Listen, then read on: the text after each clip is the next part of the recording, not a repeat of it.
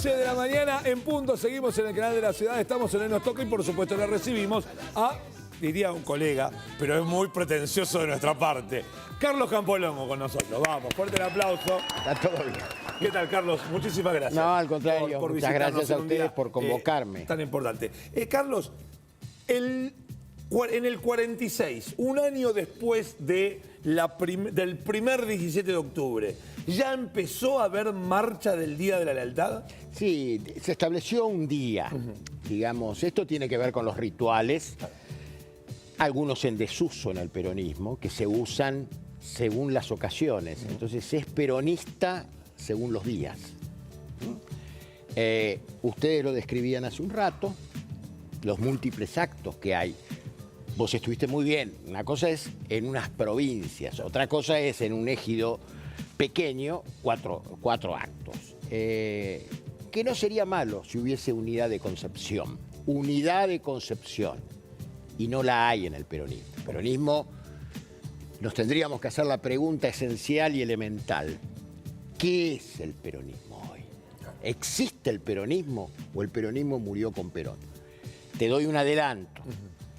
Para mí, más allá de que el peronismo no fue nunca un partido político, fue un movimiento, después si querés lo hablamos, lo cierto es que por los años transcurridos, la gobernabilidad y la resistencia al peronismo se generó una idiosincrasia argentina, que en algunos aspectos negativos está reverdeciendo demasiado hoy. Quiero decir, peronismo-antiperonismo. Y te aclaro, para mí, y lo digo sin ambages, kirchnerismo y peronismo no es lo mismo. Okay. Bueno, solía decirlo... Ya te di el cuadro. No, claro, solía decirlo Perón, ¿no? Que hay peronistas y antiperonistas, lo inventé yo, me pareció escuchar o leerlo, que él decía que son todos peronistas, solo que algunos no lo saben. Bueno, hoy también sucede, era otra de las frases, ¿no? Sucede eso hoy.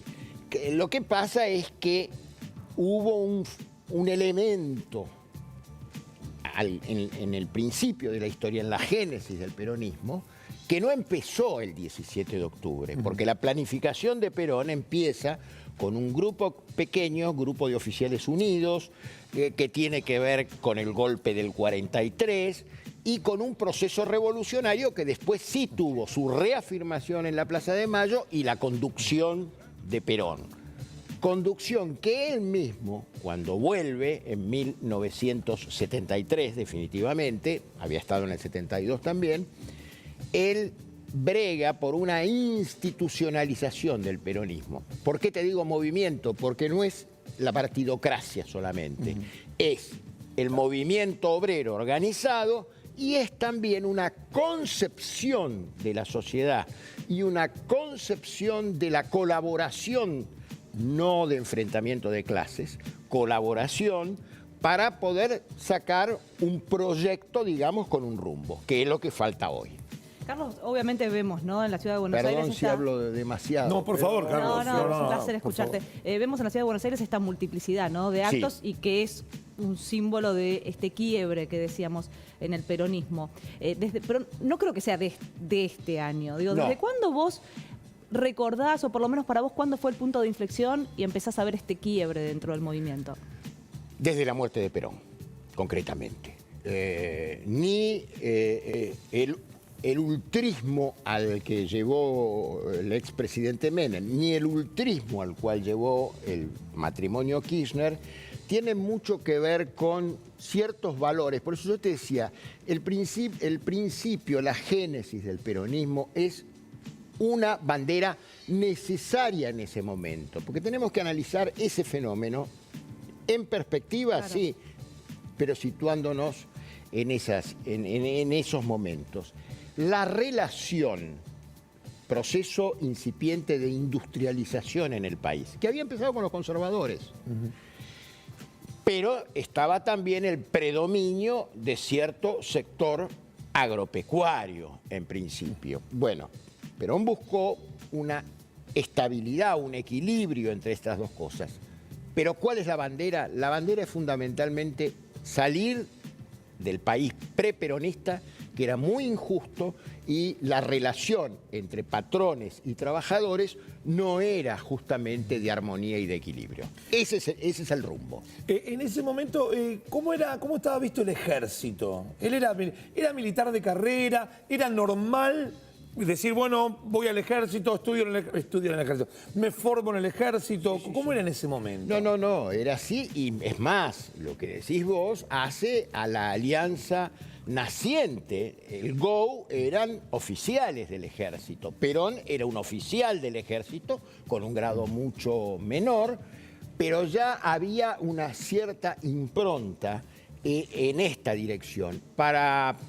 Por eso Perón, inclusive derrocado por los militares en 1955, después de un lamentable y cruel bombardeo en la Plaza de Mayo, en 1955, el 16 de junio, 400 muertos, viene todo el periodo de la resistencia. Pero la conducción la tenía Perón.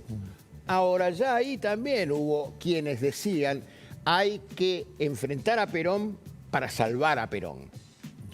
Augusto Timoteo Bandor, Unión Obrera Metalúrgica. Quiero decirte, estas divisiones, que era la pregunta que vos me hacías, no desde el principio estuvieron. Pero bueno, una cosa es cuando vos tenés una situación de país de profunda injusticia, de imposibilidad de acceso a un montón de calidad de vida que luego tuvieron trabajadores, el 50-50 del capital y del trabajo.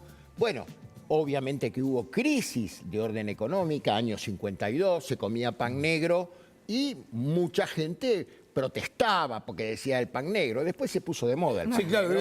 Pero bueno, estas son las cosas de la vida. Pero ahí estamos viendo imágenes de lo que fue el cruel día del 16 de junio, que eso yo creo que extremó esas polaridades que se viven hasta hoy, con una sola acotación.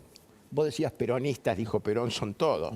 Bueno, es verdad, esa anécdota existe, la hizo frente a un periodista español, pero si vos te fijás en el panorama político de hoy, en el PRO hay peronistas que no niegan su peronismo, ¿sí? En el kirchnerismo también hay peronistas. Ahora, el problema es cuando hablamos de ideas y de proyecto político. Entonces ahí tenemos que entrar en una discusión. Quizás no es una hora apropiada para entrar en la discusión. Regionalmente, sí. ¿Cómo cae el movimiento peronista en Sudamérica?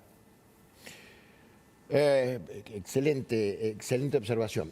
Fue pionero de ciertas cosas. Perón tenía una idea de continentalismo, lo llamaba en ese momento. ¿Con quién? Con Brasil, que era por población, era una potencia muy importante, y con Chile. Él quiere hacer un tratado que se llama ABC, Argentina, Brasil y Chile.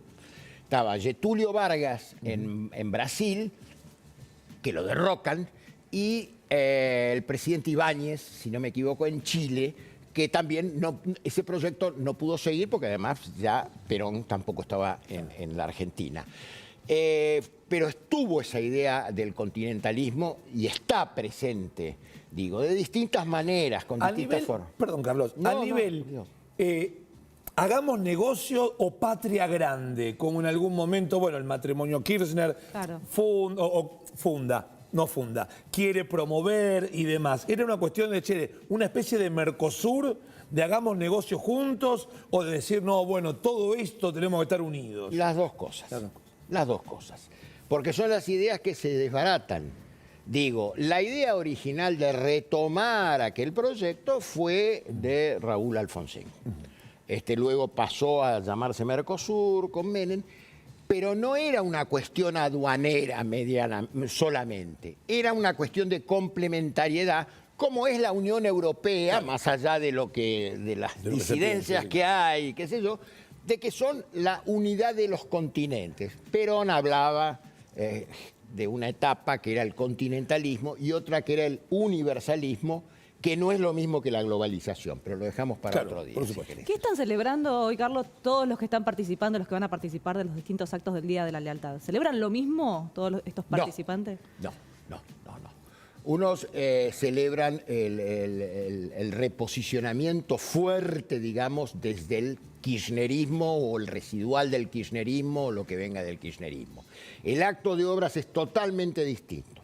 Es recuperar una idea política de movimiento en donde no solamente está la expresión electoral, sino que están los otros actores que yo mencioné, empresarios, sindicalistas. El de obras es de sindicalistas. ¿Qué quieren ahí? Bueno, en la idea de movimiento, el peronismo tenía una organización que se llamaba las 62 organizaciones peronistas, que era el brazo político de los trabajadores, porque la concepción filosófica es distinta. Es decir, no son solamente los políticos partidocráticos, sino que tienen que ser factores reales de la producción en la sociedad, como puede ser la CGT en la Argentina, y esto seguramente que los jóvenes, o muchos jóvenes no lo saben. No, había una representación en el Parlamento de hombres que venían del trabajo.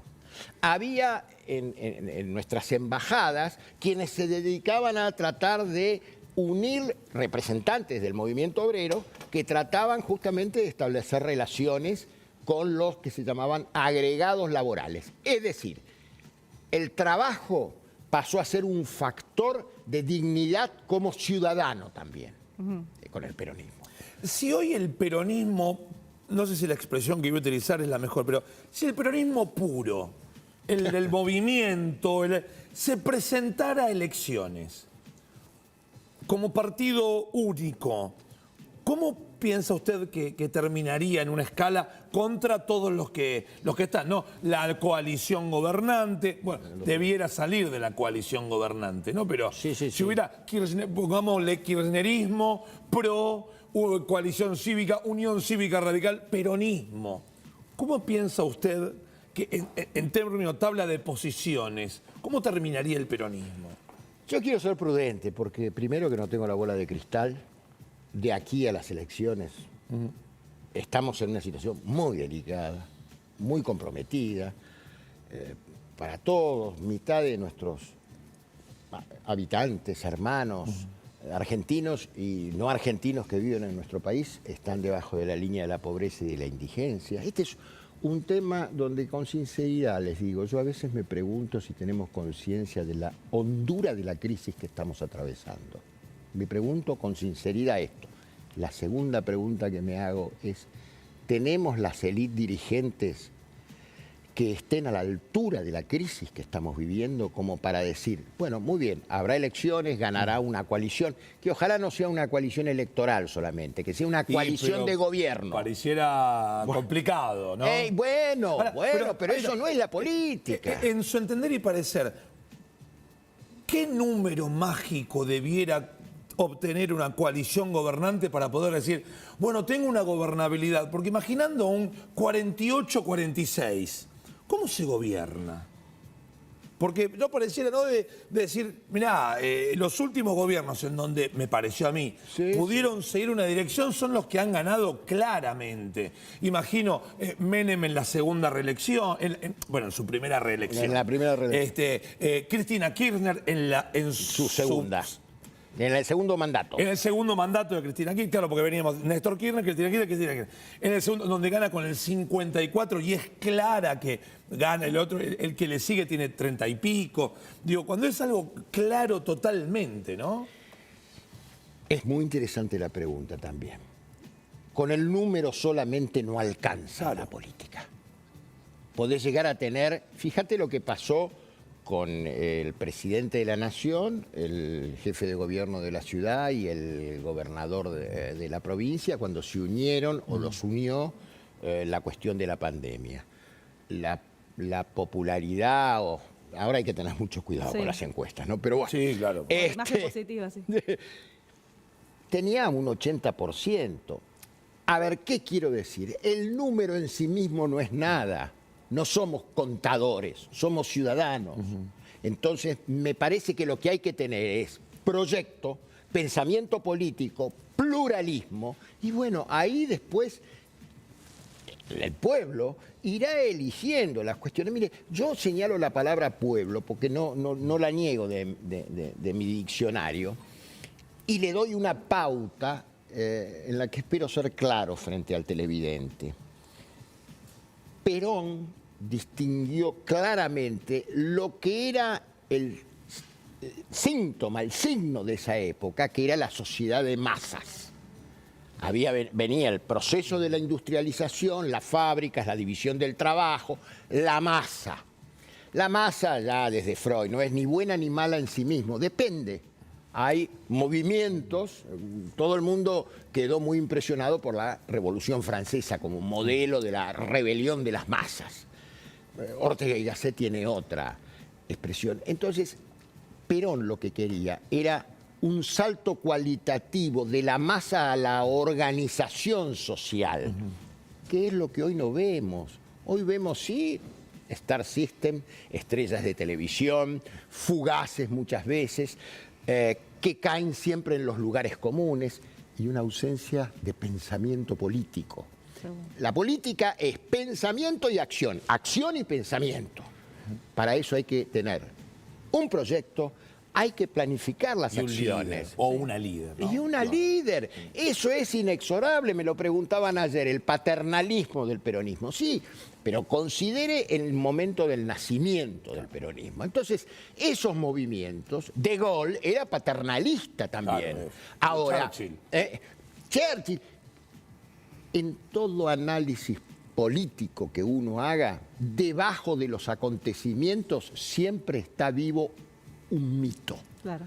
El mito de todo tiempo pasado fue mejor, por ejemplo, es un mito político que siempre surge. La conspiración, en fin, siempre hay una idea mítica porque es, yo diría, lo que cohesiona una sociedad. Yo veo que nuestra sociedad está muy, muy desconectada entre sus dirigentes y las personas. En fin, hay un montón de cuestiones para... Campo, retomando un poquito el análisis que vos decías, ¿no? La situación compleja que está atravesando la Argentina, y voy a Brasil, porque ayer también en uno de los debates entre Bolsonaro y Lula, justamente Bolsonaro hacía referencia de esto, de la pobreza, el 40% de la pobreza. Ustedes quieren que terminemos como Argentina, mencionaba a el presidente, y también hacía mención a estos líderes que no son capaces, ¿no? Que están al frente de los países, directamente criticando al país. Y justamente en este sentido, ¿qué políticas, ¿no? Porque a Perón se le atribuyen un montón de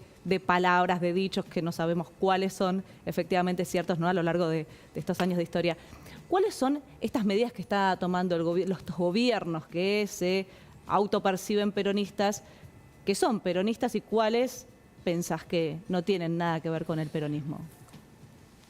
Todo aquello que incita al extremismo, ¿sí? Sea por derecha o sea por izquierda, me parece que no le hace bien a las sociedades. Lo que tiene que buscar un líder es conducir el conjunto, ¿sí? Conducir el conjunto. Para eso, digamos en términos psicoanalíticos, no tiene que ser omnipotente, por empezar. Tiene que saber escuchar. Estamos en una era en donde tenemos mucho más ruido que lo que escuchamos, por las nuevas tecnologías y por lo que ustedes observan en la vida cotidiana, ¿me entienden? Yo creo que lo que hace falta, en primer lugar, es un proyecto, hacia dónde queremos ir.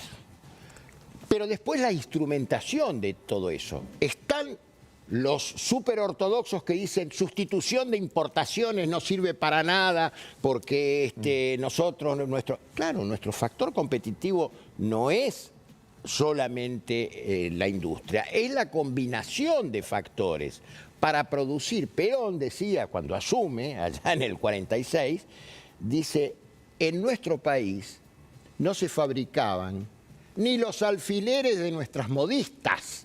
Entonces, no seamos extremistas, no seamos exagerados. Está bien, es un mundo muy complejo, hoy hay división en la producción, las formas productivas han cambiado. Usted antes tenía la empresa Ford que hacía todo lo que tenía que ver con la división del trabajo. Hoy no, hay partes que se fabrican en Brasil. Pero eso no implica que usted no busque como gobierno no busque justamente cuáles son los nichos donde podemos ser competitivos. ¿Somos pocos los argentinos? Sí, todavía somos pocos. Somos un mercado de 47 millones de personas para los que pueden ingresar al mercado, Claro, sí, convengamos, sí. ¿no es cierto? Entonces, el tema está en estas cuestiones. Y yo generaría, ¿saben qué?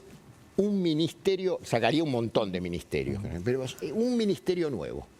El Ministerio de la Evaluación de Resultados. Y daría un balance todos los años. Claro. Carlos, le agradezco enormemente. Perdónenme Por la- este ratito. no. No, sabemos que se tiene que ir. Muchísimas gracias por venir. Gracias. Gracias Que a tenga un ustedes. gran día. Hasta luego. Vamos a un corte y cuando regresemos seguimos con mucho más de Nos Toca. Dale, vamos.